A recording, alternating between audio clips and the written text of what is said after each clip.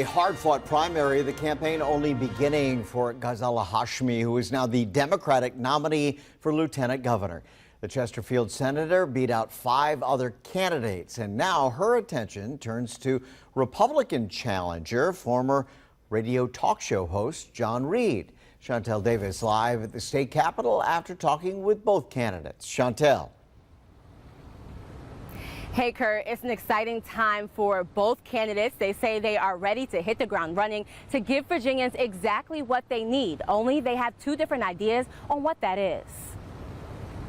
I am so deeply honored to be your Democratic nominee for A moment of victory for Chesterfield Senator Ghazala Hashmi as she becomes the Democratic nominee for lieutenant governor. 5 others fell to defeat, including former Richmond Mayor LeVar Stoney. The former Richmond mayor conceded Wednesday morning, saying in part, quote, "Unfortunately, in this primary, we came up a little short." But he added he fully supports the Democratic ticket.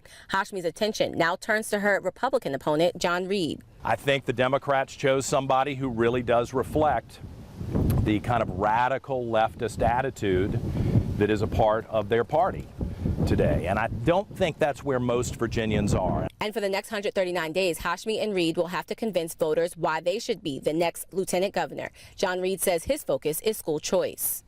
I value public education. I think we all have to be honest, though, and admit that we got a problem here, and we can't wait another 10 years to actually address the solutions. Hashmi says her goal is to protect public education by expanding resources and services to both teachers and students. Our priorities are going to be focused on making sure that Virginia is more affordable for our working families, that we're protecting access to health care and to Medicaid. The biggest wow factor of the entire race, Stoney losing the confidence of his own city, securing only 20% of the votes to Hashmi's 58%.